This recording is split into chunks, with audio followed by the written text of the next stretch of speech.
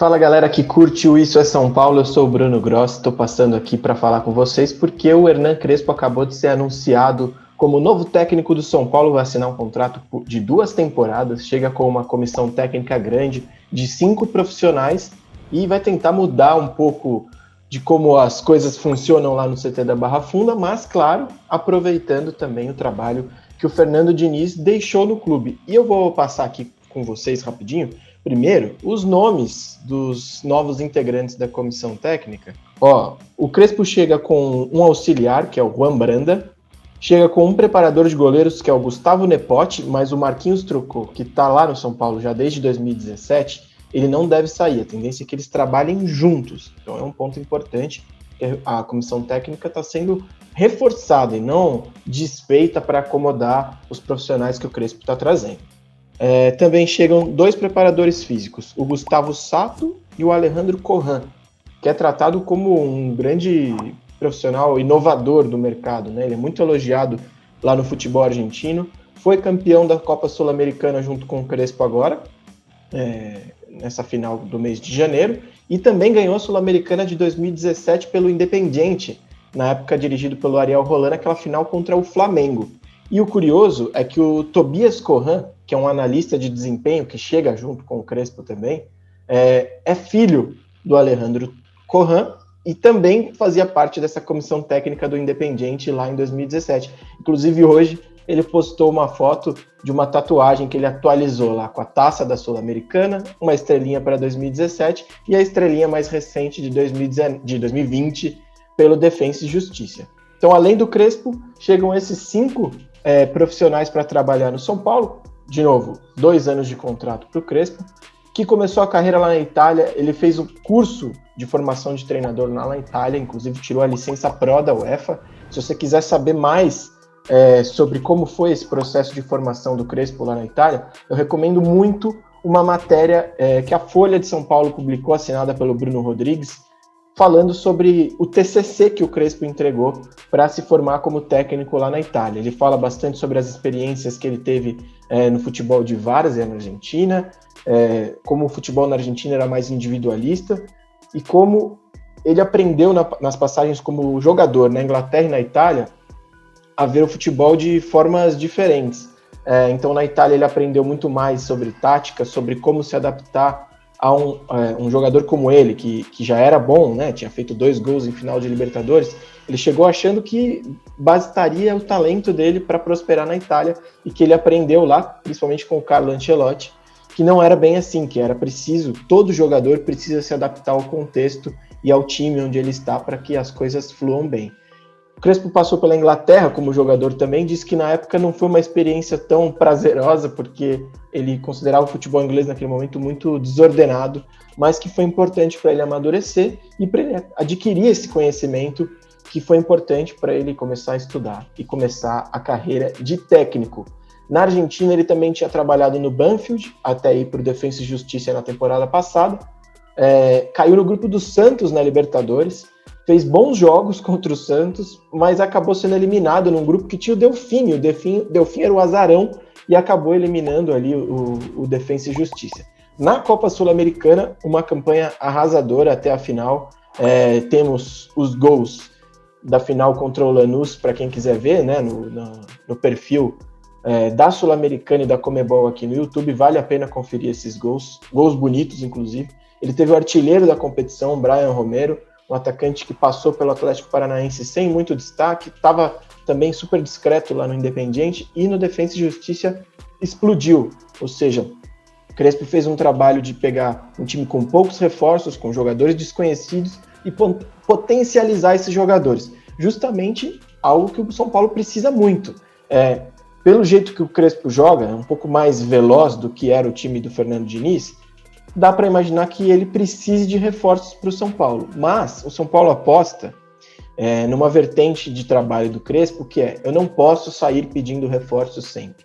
Se minha realidade não proporciona isso, se o clube onde eu estou não tem condições, eu tenho a obrigação de olhar para o meu elenco e extrair o melhor desse elenco antes de fazer qualquer pedido de reforço mais caro, enfim. É claro, como eu falei, o trabalho do Diniz foi direcionado para um time muito mais técnico, de toque de bola, de jogo apoiado, que dependia menos de velocidade, mas que entrou na descendente porque faltava velocidade e potência, que são elementos muito presentes no jogo do Crespo.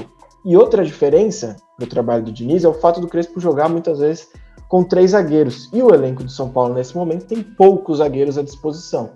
Tem o Arboleda, tem o Bruno Alves, tem o Diego Costa, tem o Rodrigo, que ainda não foi utilizado por ninguém desde que voltou do Portimonense.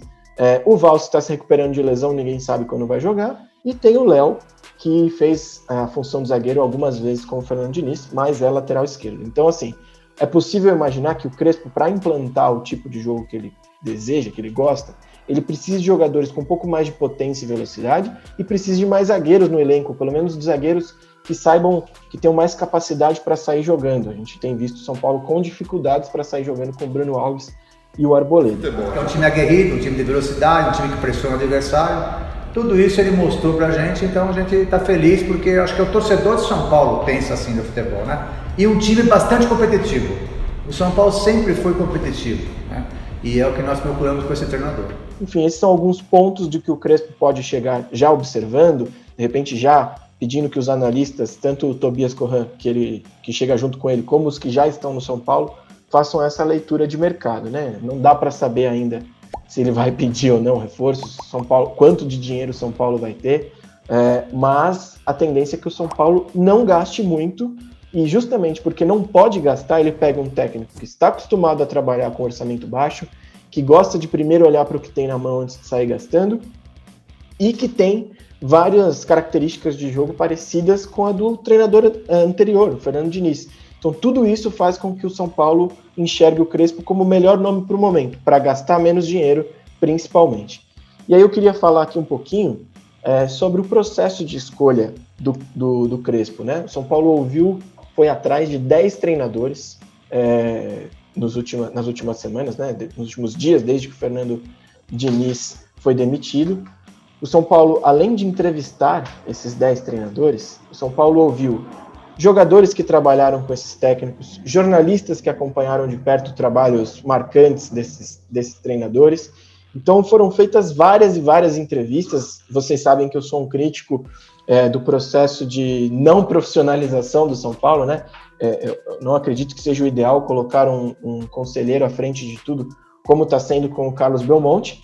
Mas o importante, além disso, né, eu discordo desse processo, mas é importante que os processos, ao menos, sejam profissionais. E o processo de seleção do técnico, a meu ver, foi um processo bastante profissional e correto, porque ajuda o São Paulo a minimizar erros. Então, quando você olha para o perfil do Crespo, você sabe que ele é o mais próximo do que o Diniz vinha fazendo, que ele é um técnico que não depende de muitos gastos com contratação e que na realidade atual de mercado, entre os nomes que o São Paulo sondou, era também o nome mais barato, né? O São Paulo procurou alguns portugueses que estão na Europa ganhando muito mais, e com o real tão desvalorizado, a realidade era um nome como o Crespo. Então, todo esse processo fez com que o São Paulo minimizasse erros e chegasse ao nome do Crespo. Então, é um processo interessante. Vamos ver como será esse trabalho de integração dessa nova comissão técnica, né, com novos métodos no dia a dia. Lembrando que o Fernando Diniz mesmo não se considerava um técnico estudioso, muito acadêmico, ele se considerava um técnico empirista, ou seja, tentativa e erro, experiências, de acordo com o que ele viveu como jogador de futebol e como técnico, ele aplicava esses conceitos no dia a dia. Não eram treinamentos muito rebuscados, muito atualizados, era um técnico que está aberto a novas ideias, está aberto a ideias ofensivas, mas que não tinha lá os métodos mais modernos de todos, e ele assumia isso sem o menor problema. E ok, faz parte do método e do tipo de trabalho que cada um tenta implantar. A comissão técnica do Crespo já tem um outro olhar, um outro tipo de processo, de método, então a ver como a comissão do Crespo e a comissão fixa do São Paulo vão se conversar, vão se encaixar para colocar esse processo em andamento. Ainda não tem data para o Crespo estrear como treinador à beira do campo, a tendência é que ele primeiro inicie os trabalhos no CT, para conhecer o resto da comissão, para conhecer os jogadores, vá ao estádio em alguns jogos para acompanhar o time mais de perto. Enquanto isso, o Marcos Visoli segue como treinador interino. E lembrando sempre que não vai ter férias entre uma temporada e outra. Então, não vai ter pré-temporada na prática, né, na teoria, né? Não tem espaço no calendário. O Brasileirão acaba num dia, 3, 4 dias depois começa o Paulistão. Então é possível que o São Paulo dê férias para os jogadores que estão mais desgastados e só depois comece uma pré-temporada mesmo, com todo o grupo junto com o Crespo. Então ele vai ter um tempo aí, até ter o grupo inteiro à disposição, que poderia demorar para o Paulistão. Então, ele deve chegar para essa reta final de Brasileirão, mesmo sem ir aos jogos como técnico, mas já para ir conhecendo o elenco principal nessas últimas semanas. Aí esses jogadores que estão jogando mais vezes devem sair por um período de descanso. O Crespo passa a conhecer mais jovens da base ali no dia a dia para iniciar o Paulistão com um time alternativo e depois monta o grupo de acordo com o que ele considerar melhor, de acordo com o que o São Paulo der a ele, né? Porque jogadores ainda podem sair, como Hernanes e Juanfran, e jogadores podem ser vendidos, né? O São Paulo precisa fazer caixa além da venda do Brenner e, claro, se eventualmente chegar ou não algum reforço para trabalhar junto com o Crespo.